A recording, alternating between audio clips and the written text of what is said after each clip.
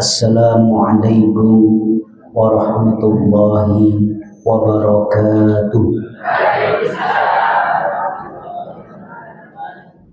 Alhamdulillah, wassalatu wassalamu ala rasulillah wa ala alihi wa ashabihi wa mawalah.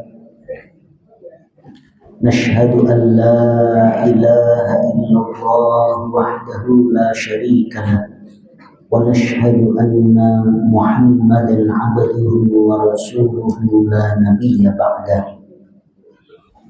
Wa qad qala Allah ta'ala fi kitabihil karim, a'udzu billahi minasyaitonir rajim. Ya ayyuhalladzina amanu taqullaha haqqa tuqatih wa la tamutunna illa wa antum muslimun.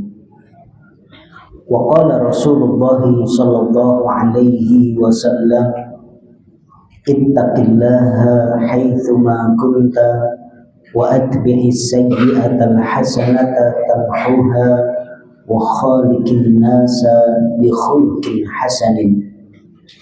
Fa inna asdaqal hadithi kitabullah wa khairal hadi hadi Muhammadin sallallahu alaihi wasallam wa syarral umuri muhdatsatuha fa inna kulla muhdatsatin bid'ah wa kulla bid'atin dhalalah wa kulla dhalalatin finnar. Ma'asyiral muslimin wa zumratal mu'minin, arsyadakumullah. Alhamdulillah, pada kesempatan pagi yang penuh dengan berkah, pada Sayyidul Ayyam, hari yang terbaik yaitu hari Jumat, pada tempat yang mulia, fi baitin min buyutillah, di salah satu rumah Allah subhanahu wa ta'ala. Allah berkenan memberikan taufik kepada kita semua, meringankan langkah kita, melonggarkan hati dan waktu kita untuk mempersiapkan kehidupan yang hakiki, kehidupan yang abadi di akhirat nanti.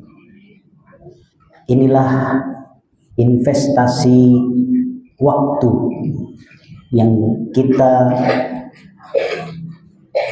berikan untuk kehidupan yang tidak ada akhirnya nanti, agar di akhirat kita bisa menikmati indahnya surga dan terjaga dari siksa api neraka. Salawat dan salam tak jemu-jemunya kita haturkan kepada junjungan kita Nabiullah Muhammad sallallahu alaihi wasallam, qudwah kita, uswah kita, tauladan kita semua, yang telah memotivasi kita. Talabul ilmi fariidatun ala kulli muslimin wa muslimatin, bahwa menuntut ilmu itu adalah sebuah fariidah, adalah kewajiban yang paling wajib, kewajiban yang tidak bisa digantikan oleh yang lainnya, kewajiban yang kalau tidak bisa kita laksanakan secara sempurna, setidaknya kita laksanakan sebisa kita. Kewajiban yang tidak bisa dan tidak boleh kita tinggalkan sama sekali, di mana itu berlaku bukan hanya atas muslim laki-laki, tetapi juga muslim perempuan, berlaku atas muslim dan muslimah. Dan itulah yang dicontohkan oleh para sahabat Rasulullah Sallallahu Alaihi Wasallam, baik sahabat laki-laki atau para sahabiah, sahabat-sahabat perempuan sama-sama bersemangat dalam menuntut ilmu. Dan itulah yang dicontohkan oleh Nisaul Ansor, perempuan-perempuan Ansor yang meskipun terkenal mereka sangat pemalu, sangat menjaga kehormatan mereka. Bahkan diriwayatkan Nisaul Ansor itu ketika berjalan di jalanan-jalanan Madinah itu sampai nempel-nempel tembok atau pagar. Ibu-ibu kalau jalan di jalanan minggir atau nengah, Bu?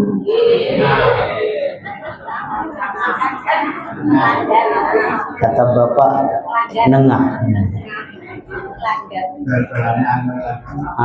Nengah bel-belane yang ngelir aja.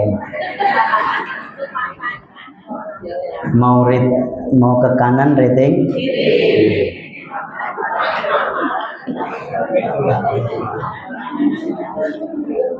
Itu beda masalah, Bu, ya. Nah, kalau Nisaul Ansor itu saking pemalunya, itu kalau jalan minggir, mepet tembok, mepet pagar, untuk menghindari ketemu langsung pas-pasan sama laki-laki. Saking pemalunya. Tetapi kalau sudah soal urusan ilmu, kalau sudah urusan agama, ya, mereka menjadi tidak pemalu lagi, bersemangat untuk hadir dalam majelis-majelis Rasulullah dan mengirim utusan-utusan untuk bertanya kepada Rasulullah Shallallahu Alaihi Wasallam. Dan ini alhamdulillah ibu-ibu tidak malu untuk hadir di majelis-majelis ilmu, bersemangat dalam menghadiri pengajian-pengajian. Ya, ini mudah-mudahan bukan hanya hobi, bukan hanya wasting time, ya, sekedar buang waktu atau killing time, ya, bangane nganggur, lumayan kok ketemu konco-konco. Ya, ada yang hobinya tiap malam pengajian, ada. Ya, di kampung saya itu Masya Allah ada ibu-ibu yang tiap malam pengajian. Ya, mudah-mudahan bukan hanya rutinitas, tapi betul-betul apa yang kita dapatkan dalam kajian-kajian ini mampu mengubah hidup kita menjadi lebih baik. Ma'asyiral muslimin wa zumratal mu'minin arsyadakumullah. Kita akan melanjutkan kajian kita. Kajian kitab apa, ibu-ibu? Al-Kabair. Kabair niku panganan nopo? Ya, kabair artinya dosa-dosa besar. Dosa-dosa besar. Pertemuan yang lalu sudah kita bahas definisi dari al-kabair yang telah dijelaskan oleh para ulama berdasarkan ayat-ayat Al-Quran dan hadis-hadis Rasulullah Sallallahu Alaihi Wasallam. Dan insya Allah pada kesempatan pagi hari ini kita akan memulai membahas Al-Kabirah Al-Ula. Al-Kabirah Al-Ula, dosa besar yang pertama. Kinten-kinten napa, Bu, dosa besar yang pertama? Masya Allah, udah pinter nih. Kita pulang aja kalau gitu. Sudah selesai, sudah bisa menebak. Fal kabirah al-ula, kata al-Imam Ad-Dhahabi, asyirku billahi ta'ala. melakukan perbuatan syirik. Syirik niku napa? Wa huwa an taj'ala lillahi niddan wa huwa khalaqaka. Yaitu bagaimana manusia menjadikan bagi Allah Subhanahu wa taala sekutu, tandingan, padahal Allah Subhanahu wa taala telah menciptakannya. Ini penting. Ya. Panjenengan kalau nikah sama seseorang sudah sehidup semati katanya, direwangi, rekoso bareng, sejak nggak punya rumah ngontrak, jadi kontraktor, ya pindah sana pindah sini, sejak dulu direwangi ngontel tekan ngendindi, kemudian alhamdulillah sukses.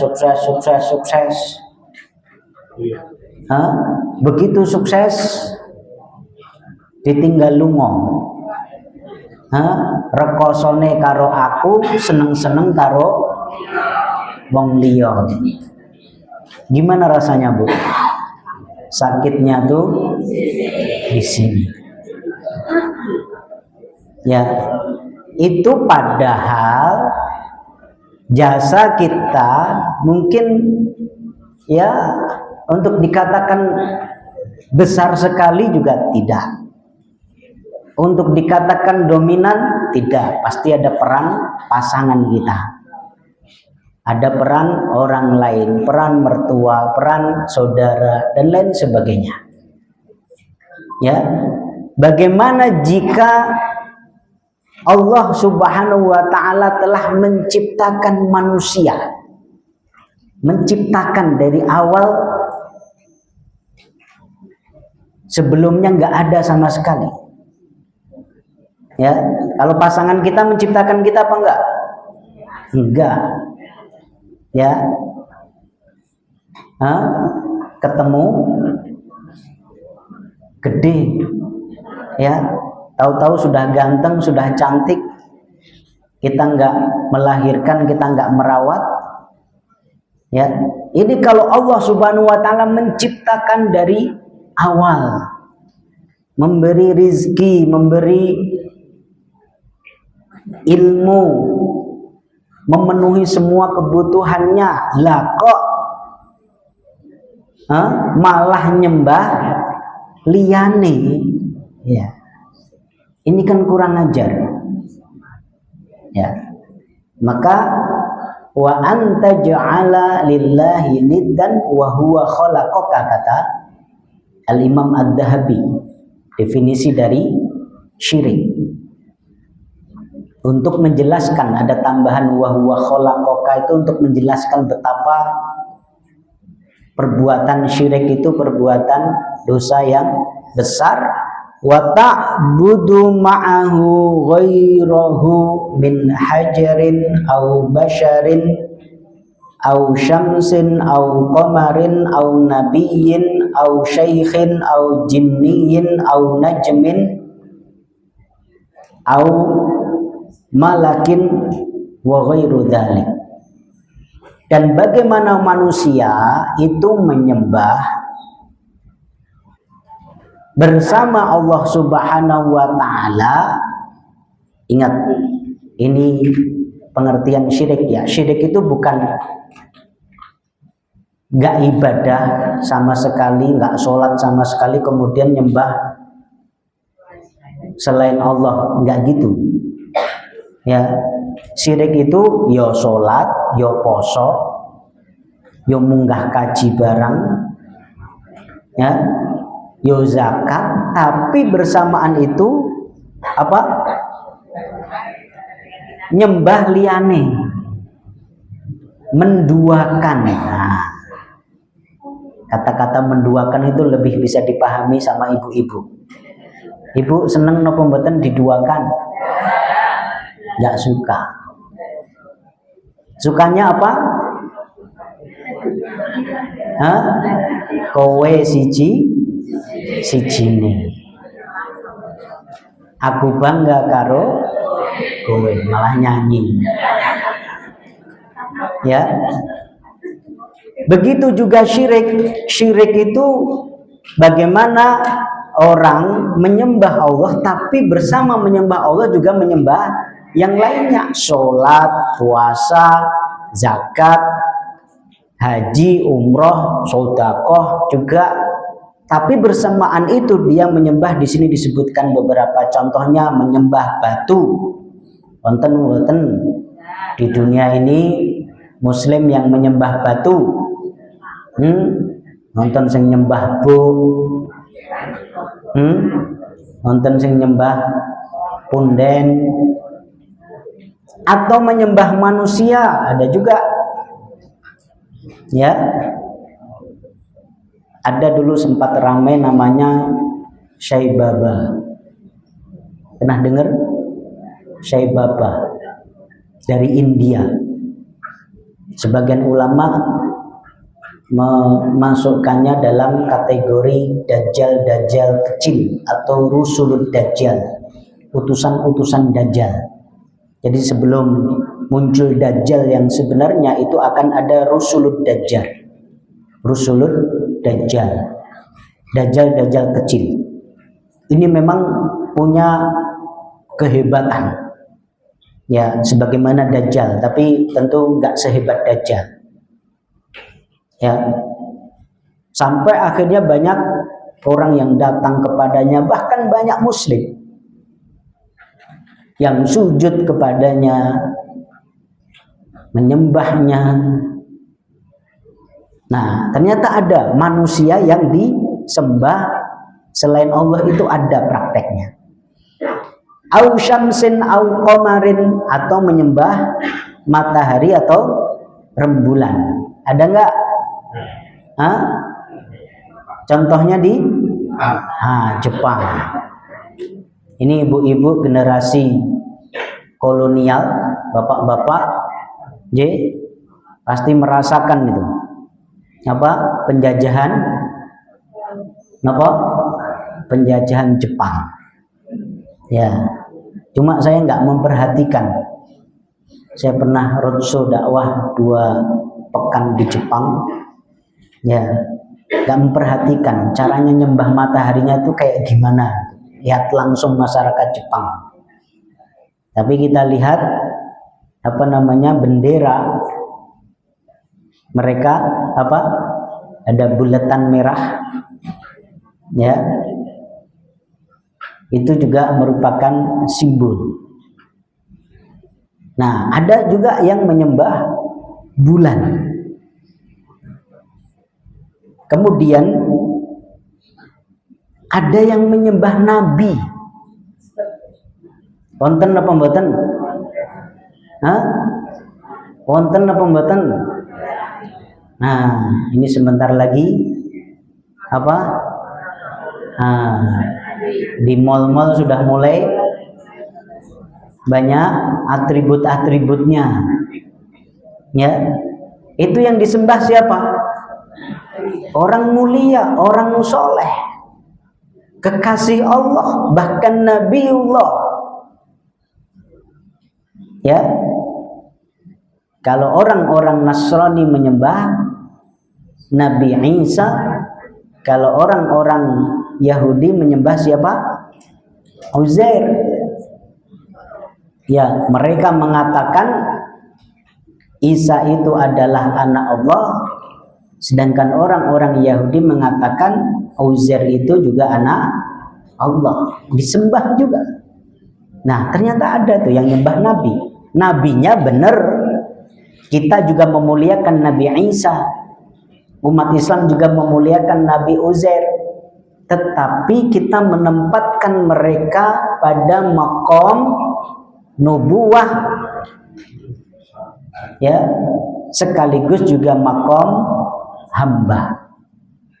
Mulia, istimewa, kita hormati sebagai seorang nabi, tetapi bukan sebagai bahan. Ya, itu konsep kita, konsep Islam kaitannya dengan Nabi, khususnya Nabi Isa. Nah, ini sekalian. Maka hati-hati, jangan sampai kita ikut-ikutan. Kita toleransi maknanya adalah membiarkan orang melakukan sesuai dengan apa yang diyakini tanpa kita ganggu. Ingat, nggak boleh ganggu. Ya, kita nggak mau dengar lagi ada bom Natal misalnya, jangan. Apalagi di Solo ini masyarakatnya majemuk, ya, heterogen. Jangan ganggu, biarkan mereka meyakini melakukan apa yang diyakini, tetapi ojo melu. Toleransi itu tidak kemudian kita melu acara mereka, malah ganggu rumangsane. Ya, dikira mereka seneng. Ki sapa tok melu-melu nganggo kerudung kok mlebu. Ya. Malah nganggo solawatan barang yang gereja. Ya solawatannya apik, tapi tempatnya nggak sesuai. Tuan rumahnya juga keganggu, mau khusyuk sendiri gimana? Nah, udah nggak usah ikut-ikutan. Namanya toleransi itu membiarkan tanpa mengganggu mereka, ya, melakukan apa yang kita yakini masing-masing. Itu toleransi, nggak perlu kemudian ikut-ikutan.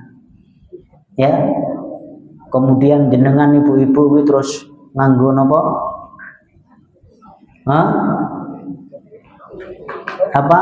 Topi merah itu, ya, jangan. Terus pasang napa?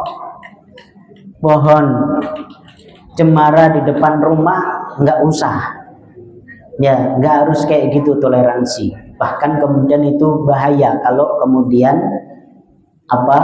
statusnya menjadi justifikasi atau membenarkan apa yang mereka yakini, ya, berkaitan dengan lahirnya Isa Al-Masih, lahirnya Tuhan.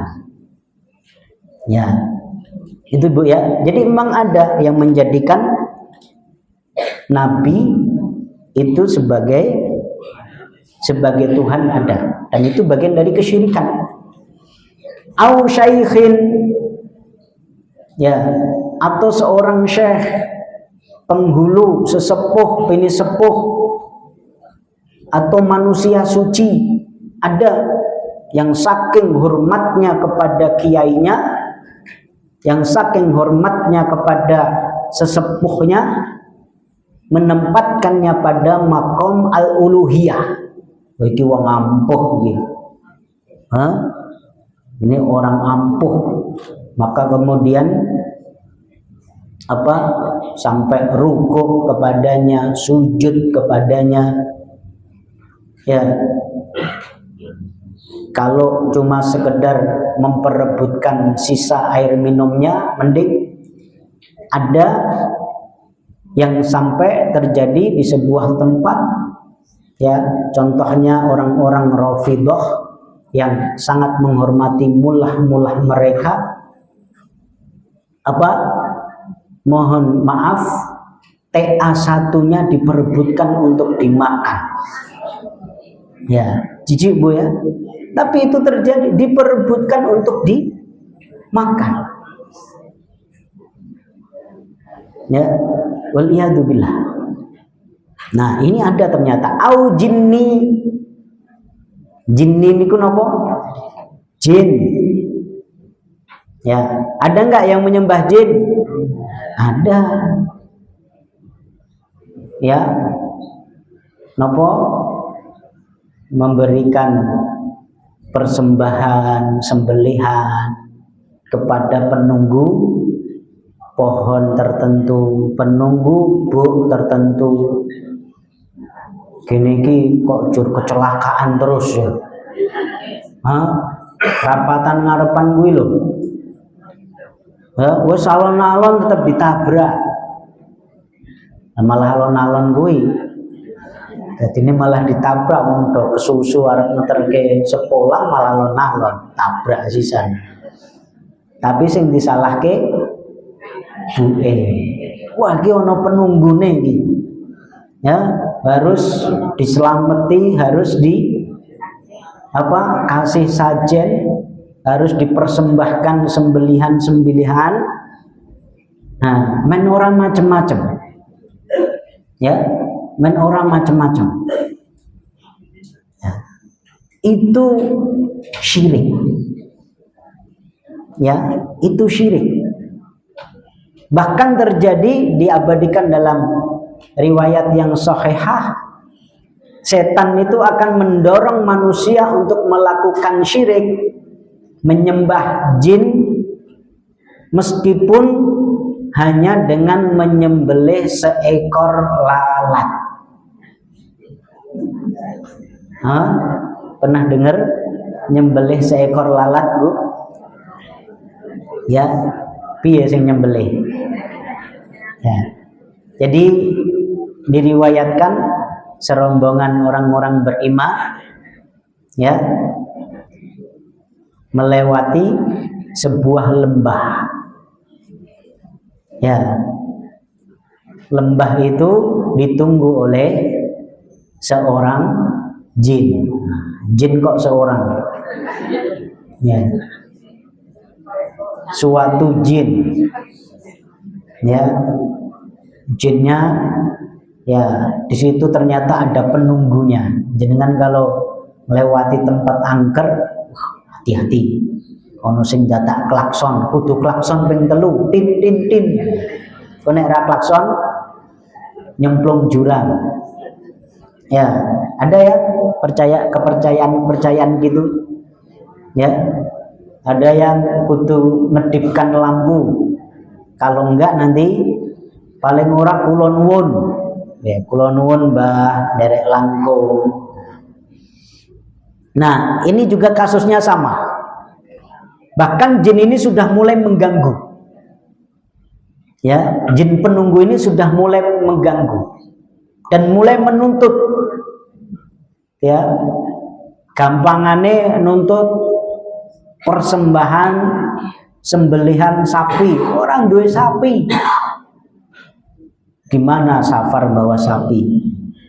Ya, ya udah, ini tawar menawar. Apa? Kambing. Ya, kambing nggak punya udah ganti ayam. Ayam juga nggak punya sampai wis judek gitu ya. Iki kismin mentong gitu. Ya, miskin mentong. Wis lalat wae. Ya, diminta untuk menyembelih lalat. Maksudnya apa? Memberikan persembahan berupa lalat. Ya.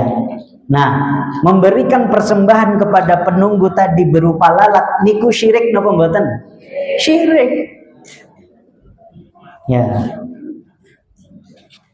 Karena bukan pada fisiknya. Lalat nggak ada harganya. Sajen mungkin murah bagi kita.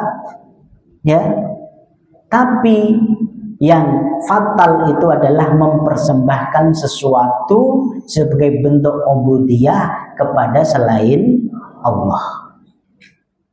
Au najmin atau bintang. Ada enggak bangsa yang menyembah bintang? Ada. Ya. Meyakini kayak bintang sing ngono kae jenenge iki. Kayak sing pojokan kono sing bentuke kaya ngono kae jenenge dewa ini, dewa itu. Kemudian disembah. Hati-hati. Au malakin, ada yang menyembah malaikat. Malaikat sae napa mboten? Sae. Malaikat itu la ya'sunallaha ma amarahum wa yaf'aluna ma yu'marun. Saking taatnya kepada Allah, mereka tidak pernah durhaka sama sekali kepada Allah. Kalau manusia niku nggih kala-kala ngibadah, kala-kala maksiat. Ya. Tapi kalau malaikat, ada malaikat yang tugasnya sujud terus, ada malaikat yang tugasnya ruko terus, ada malaikat yang kerjaannya sudah jutaan tahun tawaf terus. La ya'sunallaha ma amarahum wa yaf'aluna ma yu'mar. Tidak pernah berbuat salah. Ya, tapi kemudian ada dari manusia itu bukan menyembah kepada zat yang diibadahi oleh malaikat, tapi malah nyembah ke malaikatnya itu. Contohnya siapa? Ayo, siapa yang contoh masyarakat yang menyembah malaikat? Sinten Pak? Hah? Orang-orang kafir Quraisy.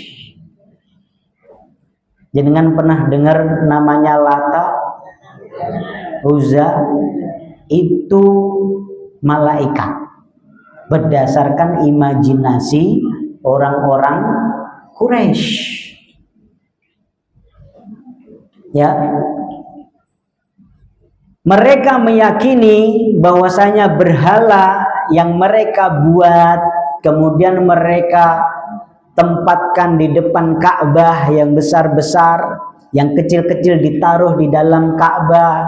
Setiap mereka tawaf mengelilingi Ka'bah sekaligus tawaf mengelilingi berhala. Wong kafir Quraisy niku nggih munggah kaji, Bu. Syariat haji itu kan syariat lama. Ya. Mereka juga tawaf. Tapi setiap tawaf itu sekalian mengelilingi berhala. Bayangkan kayak Ka'bah sekarang itu kemudian di depannya ada patung, ya, sing gede telu, sing cilik-cilik disimpan di dalam Ka'bah. Siapa patung-patung itu? Itu adalah imajinasi mereka. Mereka adalah para malaikat menurut mereka, yang mereka yakini bahwasanya malaikat itu adalah banatullah, adalah anak-anak perempuannya Allah. Ya. Wa ghairi dzalik, dan selain itu. Qala Allah Ta'ala, innallaha la yaghfiru ay yushraka bihi wa yaghfiru ma duna dzalika liman yasha. Ini ayat yang sangat penting. Sesungguhnya Allah tidak akan mengampuni dosa syirik, ya, dosa orang yang menyekutukannya, dan akan mengampuni dosa selain itu di bawah dosa syirik. Menurut para ulama, maknanya kalau ada seorang hamba dia melakukan dosa syirik, kemudian dia taubat, diterima apa enggak taubatnya? Hah? Berdasarkan ayat ini diterima enggak? Bingung dong. Yuk diterima. Pokoknya selagi masih hidup melakukan dosa apapun termasuk syirik, dia taubatan nasuha, insya Allah diterima. Oke? Tapi ketika dia sebelum wafat belum sempat taubat, entah karena nggak sadar, entah karena nggak tahu itu syirik, entah karena sengaja, ya, sampai wafat dia tidak taubat, maka dosa itu tidak akan diampuni. Maknanya seperti itu. Wa yaghfiru ma duna dzalika liman yasha. Adapun dosa-dosa di bawah dosa syirik, bahkan ketika itu merupakan dosa besar, ya, kalau dia sebelum wafat belum sempat taubat, itu masih ada kemungkinan diampuni. Orang berbuat zina, orang meninggalkan sholat, ya, termasuk kabiroh yang nanti akan kita bahas, yang kedua, ketiga, dan seterusnya, itu masih mungkin diampuni oleh Allah meskipun dia belum sempat taubat. Tapi liman yasha, bagi siapa yang Allah kehendaki. Ya, jadi jangan ngarep itu, karena itu limited edition, hanya yang terpilih saja. Jadi ya kalau salah, kalau dosa, melakukan keburukan segera taubat. Tapi kalau suatu saat lupa, nggak sengaja, apalagi dosa-dosa kecil, jika itu selain dosa syirik, masih ada kemungkinannya Allah ampuni. Wa yaghfiru ma duna dzalika liman yasha. Tetapi kalau dosa syirik, no, big no. Ya, bahasa Indianya nehi. Ya, udah nggak bisa sama sekali. Wa qala ta'ala a'udzu billahi minasyaitonir rajim innahu may yusyrik billahi faqad harramallahu 'alaihil jannah wa ma'wahun nar. Sesungguhnya barang siapa yang menyekutukan Allah, maka telah Allah haramkan atasnya surga dan tempat kembalinya adalah neraka. Ini jelas ya. Wa qala ta'ala a'udzu billahi minasyaitonir rajim innasyirka la dzulmun 'adzim. Ini apa yang ditegaskan oleh Luqman Al-Hakim ketika menasehati anaknya. Dan ingat, ini penting ya bapak-bapak, ibu-ibu, kurikulum utama dan pertama pendidikan anak adalah tauhid. Penting. Dan ini yang dicontohkan oleh Luqman. Nasihat pertama yang disampaikan Luqman, yang diabadikan dalam Al-Quran, ya, wa id qala Luqmanu libnihi wa huwa ya'iduhu ya bunayya la tusyrik billah inna syirka la dzulmun adzim. Dan ingatlah ketika Luqman mengatakan kepada anaknya dan dia menasihatinya, ya bunayya, wahai ananda, janganlah kalian menyekutukan Allah, karena menyekutukan Allah itu adalah kezaliman yang besar. Pertanyaannya, ibu-ibu, bapak-bapak, kenapa syirik itu dikatakan sebagai dzulmun adzim, sebagai kezaliman yang besar? Ada yang bisa jawab? Dolim niku napa to? Tidak menempatkan sesuatu pada tempatnya. Ya, ini air, ya, ini air minum Bu ya. Ada harganya nggak nih? Ada. Air minum dipakai buat minum seharusnya, tapi kemudian malah dipakai buat apa? Cuci tangan mungkin, ya, atau apa yang dolim yang lain, ya. Nah, ini mic ada 2, ya. Mic itu dipakai buat apa? Pengeras suara. Jadi malah tinggal duduk-dudukan, buat perang-perangan. Ya, itu dolim. Ya, peci tempatnya di mana Pak? Di kepala. Ini malah diinjak-injak buat keset. Ya, itu dolim apa bukan? Dolim, menempatkan sesuatu tidak pada tempatnya. Jenengan parkir, ayo, yang punya mobil tapi nggak punya garasi, problem warga kota. Duwe mobil ning ra duwe garasi, terus parkir di depan rumah orang, ya, parkir di jalan, niku dolim napa mboten? zalim. Nah, itu bentuk-bentuk kedzaliman.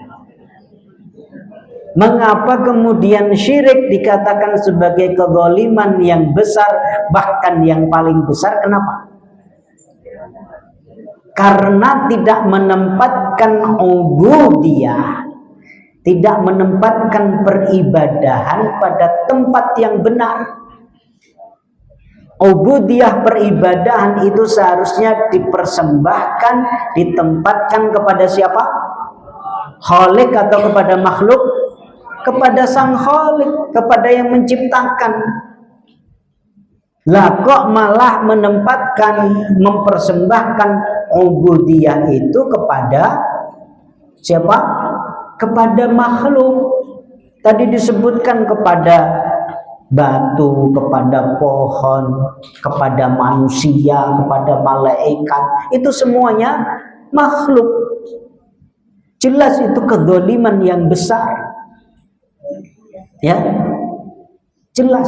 Kalau kita mau tahu orang yang paling zalim di dunia ini, bukan orang yang membunuh, bukan raja yang bengis, tetapi orang-orang yang melakukan kesyirikan. Karena apa? Dia menempatkan ubudiyah, persembahan, peribadahan bukan kepada Allah. Ya, maka dikatakan sebagai zulmun azim. Wal ayat fi dzalika katsirah. Ya, dan ayat berkaitan dengan itu sangat banyak. Faman asyraka billahi tsumma mata musyrikan fahuwa min ashabin nari qat'an. Sebagaimana yang tadi kita jelaskan, maka barang siapa yang menyekutukan Allah kemudian dia mati dalam keadaan menyekutukan Allah, maka dia fix pasti sebagai nanti di akhirat sebagai ashabun nar, sebagai penghuni neraka. Kama anna man amana billahi wa mata mu'minan fahuwa min ashabil jannah wa in udziba.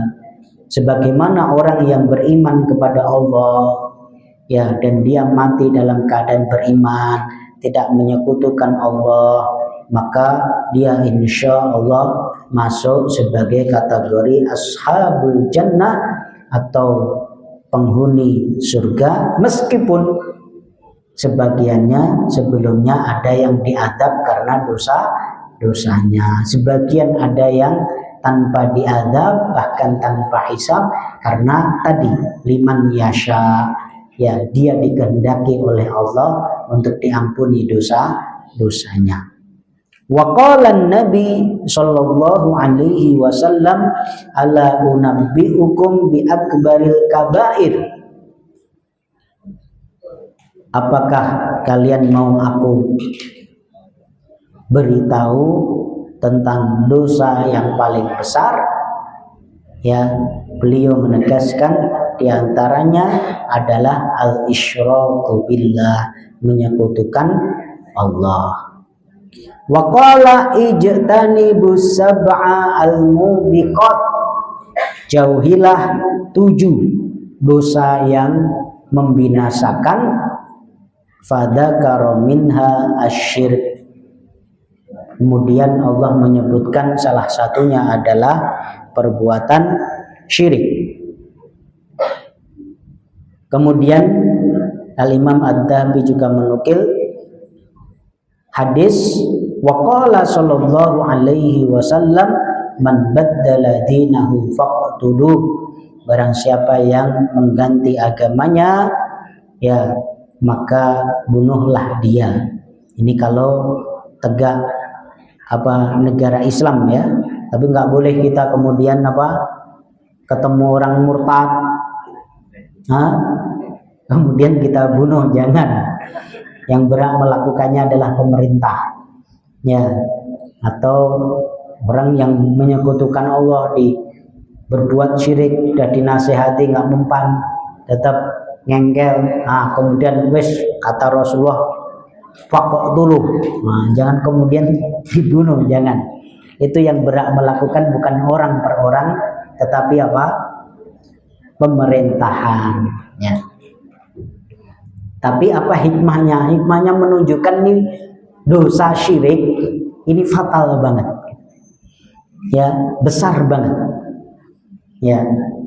Bahkan apa namanya, kalau berdasarkan ayat dan hadis tadi, kalau ada orang yang melakukan dosa begitu banyak, bahkan dosa-dosa besar, sing penting ora dosa syirik, itu masih nopo, masih mending, ya, masih mending. Maka tolong bapak-bapak, ibu-ibu, ya, di usia kita seperti sekarang ini, sing digoleki apa?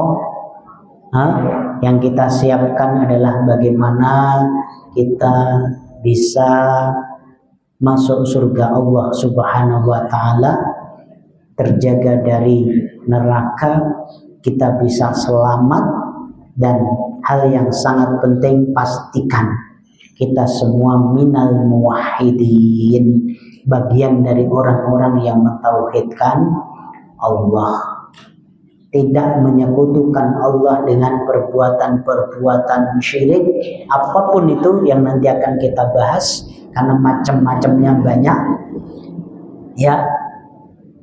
Kita tidak melakukannya, itu yang paling aman. Dan pastikan tauhid itu menjadi kurikulum utama pendidikan kita di kampus-kampus kita, di pesantren-pesantren kita, di sekolah-sekolah kita, dalam keluarga kita masing-masing.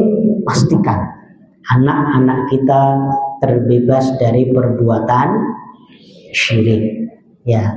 Karena ini kalau apa namanya terlanjur atau sudah terjadi tapi kemudian tidak sempat taubat sampai mati, fatal.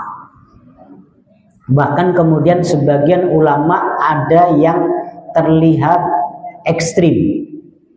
Beberapa negara ada yang dalam menjaga agar tidak terjadi perbuatan syirik kelihatan keras, ya. Kadang kita terheran-heran, kok keras mentong gitu. Mau ngarep ziarah Kanjeng Nabi we dingel-ngel. Nggih napa mboten? Bapak Ibu yang pernah ziarah makam Rasulullah, kan penjaganya banyak, ya. Ada tentara, ada yang syekh, begitu mau ngusap-ngusap, halo. Wong Jawa dimonoke itu galak mentong, diplototi. Ya, karena ada yang sampai tawaf, Bu. Tawafnya apa? Mentawafi kuburan Rasulullah. Ada. Maka itu sengaja itu dibuat, itu nggak bisa kita muter, itu nggak bisa. Karena sebelumnya banyak terjadi yang seperti itu. Ya, ada yang betul-betul rukuk, sujud. Itu terjadi. Ya. Saya pernah waktu itu dengan rombongan mahasiswa Universitas Islam Madinah ziarah ke makam syuhada Badr di Badar. Ya, kita rombongan pakai bis, dan bis itu tertulis Al-Jami'ah Al-Islamiyah bil Madinah Al-Munawwarah, Islamic University of Madinah. Ya, artinya polisi tahu itu rombongan mahasiswa dan ada dosennya di situ. Ada pembimbingnya. Itu kita masuk ke makam Badar, makam syuhada Badar, itu baru berhenti sebentar langsung diklakson, suruh pergi. Ya, akhirnya kita berpikir, oh Allah, gitu amat, gitu. Mosok nggak percaya kita, mahasiswa Universitas Islam Madinah, mosok kita mau berbuat syirik di situ, ya, mosok kita mau nyembah makam syuhada Badr, apalagi ada syekh kita di situ, ya. Tapi lama-lama kita mikir, ya, itu kan kita, ya, itu kan kita, aman insya Allah nggak melakukan itu. Tapi bagaimana dengan masyarakat awam? Masyarakat awam macam-macam, Bu. Ya, kalau orang-orang berilmu pol-pole paling mentok mereka tawasulan. Karena ada yang berpendapat bagaimana bertawasul dengan para nabi yang sudah wafat, para sahabat, para wali. Itu kalau orang paham, meskipun sebagian ulama berpendapat itu juga nggak boleh. Tawasul yang syar'i bukan seperti itu. Ya, tapi itu lebih mending. Ya, daripada kemudian menyembah berdoa kepadanya. Tapi prakteknya banyak orang awam yang kayak gitu. Ketika mendatangi kuburan-kuburan para nabi, para sahabat, para wali, itu betul-betul minta.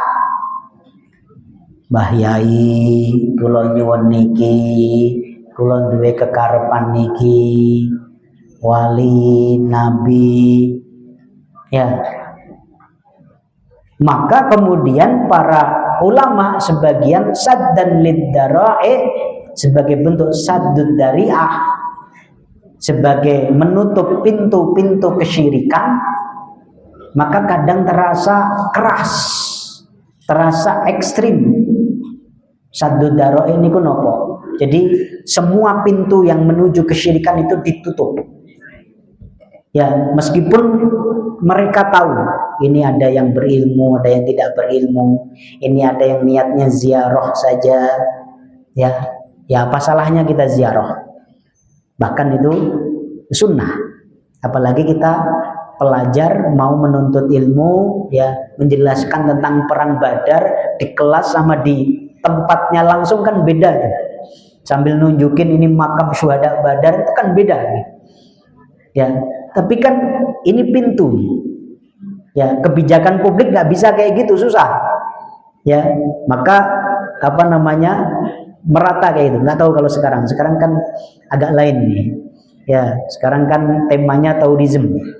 Ya, menggalakkan pariwisata. Nah, kalau udah pariwisata ya udah nggak bisa kayak dulu lagi. Nah, itu harus kita pahami sebagai saddud dara'i, menutup pintu-pintu kesyirikan. Karena ini orang macam-macam datang ke kuburan itu niatnya macam-macam, tujuannya macam-macam. Maka harus dijaga betul itu. Karena kalau kemudian celah itu terbuka sedikit saja, ya orang-orang bodoh, orang-orang yang nggak paham, orang-orang yang akidahnya belum kuat akan terjebak kepada kesyirikan.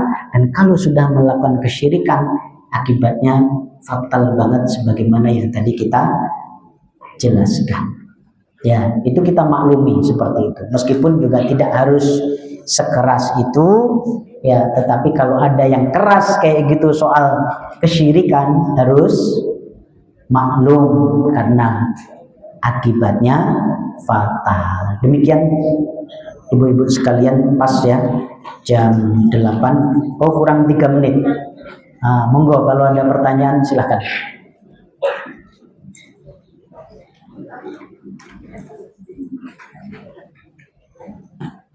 Ya, jadi dosa besar pertama yang sudah kita bahas adalah syirik.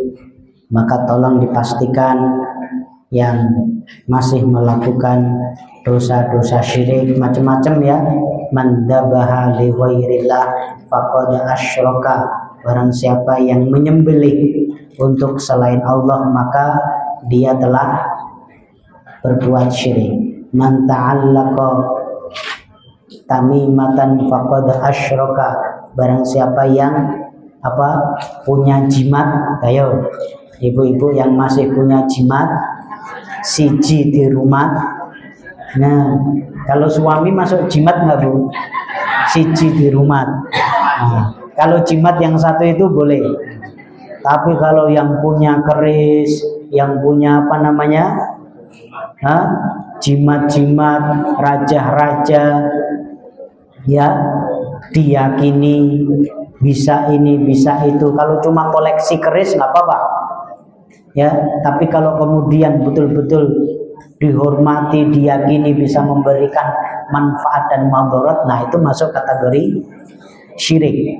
Ya, intinya bagaimana menyembah kepada selain Allah Subhanahu wa taala, bahkan ketika dohirnya terlihat mempunyai keistimewaan. Ya, ada, saya sebutkan satu kisah. Tanya Yeah. tentang sembelihan yang dimaksudkan sembelihan bukan karena Allah, tetapi dia pakai untuk sesaji atau untuk kegiatan, tapi beli.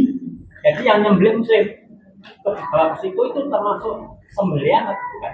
Yang nyembelih orang Muslim terus dibeli, dipakai untuk kegiatan yang beli tadi. Iya, sama saja Pak, sama saja. Jadi bukan pada nilainya, tapi apapun yang dipersembahkan, bahkan tadi seekor lalat, ya itu haram hukumnya, gitu ya, dan juga haram dimakan.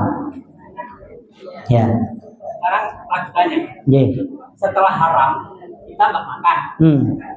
Ini termasuk kalau dibuang itu termasuk mubazir atau ini diberikan orang atau seperti apa cara, atau dibuang gitu saja? Ya. Kalau dibuang kan mana-mana. Ya. Lingkung gitu itu. Ya. Apa namanya? Jangan dikasihkan orang. Kemudian kalau biar nggak mubadir bisa misalnya dikasihkan binatang, ya, atau apa namanya, jadi pupuk, nah itu bisa. Tapi kalau dimakan manusia itu nggak boleh, ya, itu nggak boleh. Jadi apa-apa yang sudah dipersembahkan kepada selain Allah sebagai sesajen itu nggak boleh dimakan, gitu ya. Yeah. Jadi sajen itu yang tidak boleh cuma yang ada Semuanya. pembunuhan, memotong ya. Kalau dia sajen ada roti, ada Semuanya nggak boleh. Apapun yang kita persembahkan, yang telah dipersembahkan kepada selain Allah, apapun itu, bahkan seekor lalat, ya, itu merupakan bentuk kesyirikan dan sesuatu itu menjadi haram. Gitu nggak? Barakallahu. Oke, udah lewat 5 menit. Sebagian mau lanjut kajian yang lain, kisahnya lain kali insyaallah. Ya, kita akhiri dengan kafaratul majlis. Subhanallahumma bihamdika asyhadu an la ilaha illa anta astaghfiruka wa atubu ilaik. Aqulu ma tasma'un billahi fi sabilil haq fastabiqul khairan nasrun minallah wa fathun qarib wa basyiril mu'minin. Wassalamu alaikum warahmatullahi wabarakatuh.